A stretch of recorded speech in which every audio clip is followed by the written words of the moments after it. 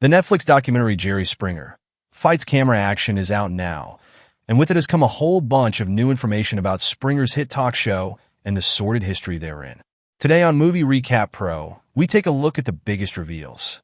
I'd like to take this opportunity to apologize for everything I've ever done, says executive producer Richard Dominick, who takes a lot of credit for the evolution of the Jerry Springer Show from just another talk show to the trashy sensation that it became.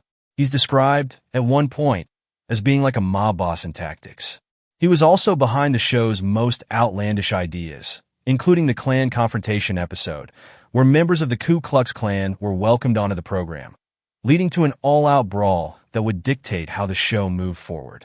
I want the show to demonstrate outrageousness, says Dominick. Yes, guests were given star treatment by the production and encouraged to drink and party prior to coming on the show. Basically, anything to get them as fired up as possible before taping. They were also made to rehearse with producers so that their performance could be as crazy as possible. This process was called getting Springered and was important in keeping up the energy of the show. It was vulgar. It was vile. It was exploitative. One tactic used by producers to keep guests from walking off was to decline to pay for their return flight home if they didn't stick around for the whole episode. This becomes a damning detail in the case of Nancy Campbell, a woman who was murdered by her ex-husband following the airing of their episode of the show in July 2000.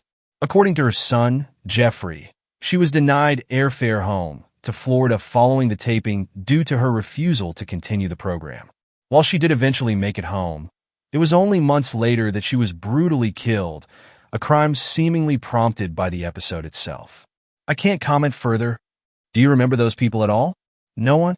Producer Toby Yoshimura gives us quite a bit of illumination about the Jerry Springer Show's inner workings. This includes his belief that Richard Dominick avoided a subpoena following the Nancy Campbell killing by taking the entire crew to Jamaica for the filming of a special episode. While Dominick and the show deny this being the case, it's worth noting that it seems to have worked, as no subpoena was ever brought forward. That's a great coincidence. Yoshimura also reveals a disturbing incident in which he procured a story of a sex worker and her father, who wouldn't stop ordering her services through her website. The two of them were brought to Chicago for the show and placed in separate hotels. However, when Yoshimura went to check on the young woman, he discovered her father was there in a bath towel, seemingly having just finished a sexual encounter with his daughter.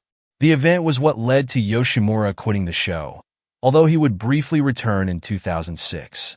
Till next time, take care of yourself and each other. Those are our big takeaways from Netflix's Jerry Springer documentary. Let us know in the comments what you thought, and thanks for watching Movie Recap Pro.